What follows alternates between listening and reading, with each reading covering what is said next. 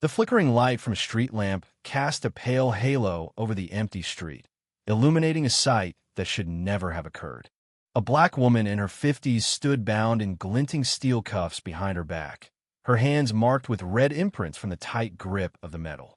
She was upright but tense, leaning slightly against a polished black Lexus ES 350 that had been pulled to the curb. There is something deeply jarring about the contrast between the refined luxury of the car and the degrading situation of its driver. Her shirt, once crisply buttoned, now hung crooked, one side of the collar pulled askew, the aftermath of what had clearly been a violent and unnecessary encounter. Her face, partially shadowed, was set in stillness, no tears, no panic. Her jaw was locked with dignity, her eyes fixed ahead with an eerie calm. It wasn't fear. It was the dangerous kind of stillness that comes from suppressed rage. Two officers stood nearby in the glow of pulsing blue and red lights. Officer Richard Harding, a barrel-chested man in his late 40s with a red, ruddy complexion and the kind of smirk only power and bitterness could mold, leaned against the patrol car with his arms crossed. He didn't bother to hide the contempt on his face. "See? Told you not to act out," he said with a thick sneer. "Now stand still, lady driver." The other officer, a younger man named Jason Quinn, circled the Lexus like a predator sniffing prey. "Let's see if there's anything worth finding in this ride." "Probably loaded with junk," he said, peering through the windows. The woman didn't flinch. She inhaled deeply. The crisp autumn air carried hints of wet leaves and faint exhaust, but beneath it all lingered the metallic stench of injustice.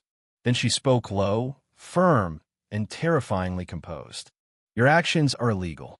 You have no lawful basis to stop me, to search my vehicle, and absolutely no justification to detain me."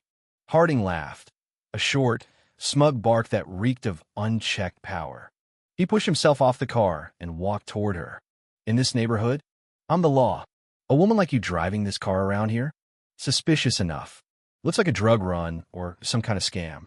He squatted to look her in the eye, his breath sour with cheap tobacco. "Maybe we'll find a reason to run a drug test. You people always got something to hide." The venom in the phrase, "you people," hung in the air. Quinn stopped pacing and stood behind Harding, forming a silent wall of menace. "I want your badge numbers and your names," the woman said again, steel in her voice.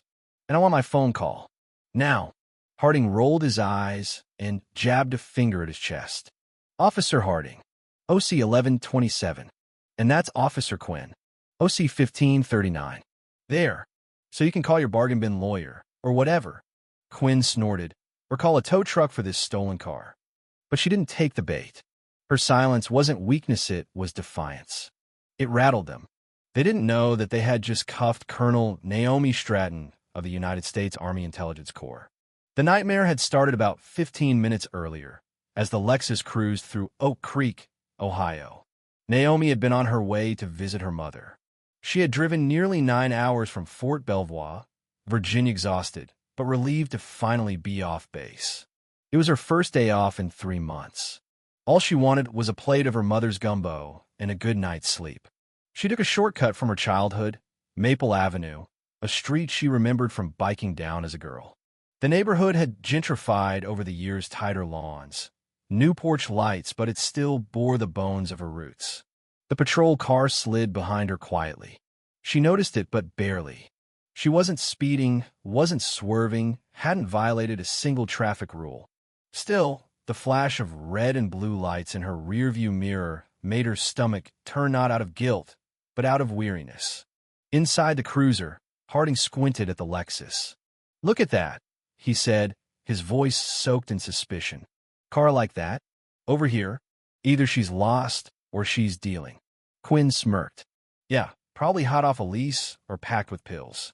"Light her up," Harding said. Naomi saw the lights and sighed. She switched on her turn signal and pulled calmly to the side, powered down the engine, and rolled her window halfway. Harding didn't greet her. He rapped hard on the window with his knuckles. "Step out of the vehicle. Now." Naomi looked up, confused. "Is there a problem, officer?" "I said, get out of the car," he barked, his hand resting dangerously close to his holstered weapon. She stayed calm. May I know what I did? Harding yanked the door open. Don't test me, lady. Where are your papers? Naomi leaned toward her purse. I'm reaching for my wallet. Move it. Harding snapped. He didn't even glance at them before firing more questions. What's someone like you doing here with a car like this? You from around here? Or just making a delivery? By now, Quinn had joined in, flanking her. Naomi stepped out, stood tall, and said, I'm visiting my mother. I'm on military leave. That car is mine, paid for by my salary as a colonel in the U.S. Army. Military. Harding scoffed. Yeah, right. Got any contraband with you? Something in the trunk? You military types get special access. Maybe you're smuggling. You don't have a warrant. You don't have cause. This is harassment, Naomi replied evenly. Harding's tone shifted. His eyes narrowed, and he leaned closer, this time with a fake, conciliatory tone. Look, we're all just trying to get home. Maybe we can work this out. No search, no report. Just out of goodwill contribution. Say $800 cash. You go, we forget. Naomi's face turned to stone. That's extortion, she said coldly. I will not give you anything. You are abusing your authority. Harding's face twisted with rage.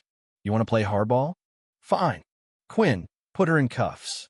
Quinn lunged forward and twisted Naomi's arm behind her back, eliciting a cry. The click of the cuffs sealed the disgrace. They pushed her against her own car as Harding dug through her belongings, tossing her wallet, keys, and phone on the hood of their patrol vehicle. I want to make a phone call, she said. To who? Quinn sneered. A lawyer who advertises on billboards? I need to make a call about my command, Naomi said firmly. With a shrug, Quinn held the phone to her ear. She activated the voice command. This is Colonel Naomi Stratton, service number Sierra 494, Delta 29. Connect me immediately to National Command. Harding and Quinn froze. Colonel, Harding whispered. Naomi continued speaking into the phone as if briefing a mission. I'm making an urgent report via unsecured line. Location, Maple Avenue and 12th Street, Oak Creek, Ohio. Status, unlawfully detained by officers Harding and Quinn, badge numbers OC 1127 and OC 1539. Charges, racial profiling, unlawful detention, attempted extortion. Requesting direct contact with Army CID and FBI field office. They stood in stunned silence. Her voice cut through the cold like a laser. Quinn's hands trembled. Harding's lips parted, wordless. Suddenly, their radio burst to life. Unit 14, confirm location. Stand down. Do not proceed further. Colonel Stratton is a flagged command officer under Pentagon jurisdiction. The chief of police has been notified. Hold your position. Repeat, do not move the colonel. Harding looked like he had been shot. Within 10 minutes, an unmarked black sedan and 2 additional squad cars pulled up. From the sedan emerged Police Chief Robert Daniels, his face pale and tight. Colonel Stratton, he said breathlessly, on behalf of the department, I offer a formal apology. Please allow us to correct this. He motioned for Lieutenant Harper to uncuff her immediately. Naomi said nothing, rubbing the red marks on her wrists.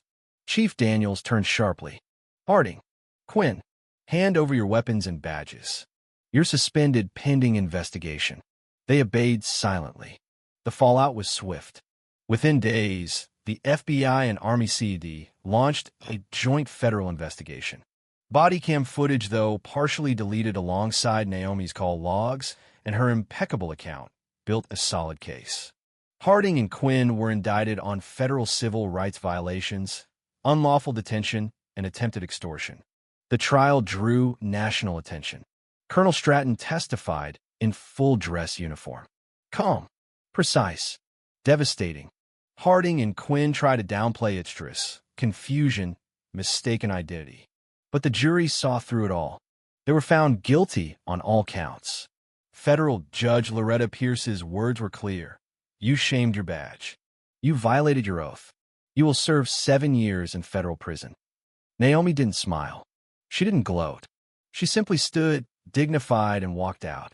The Oak Creek Police Department was forced into sweeping reform. civilian oversight, mandatory training, new leadership.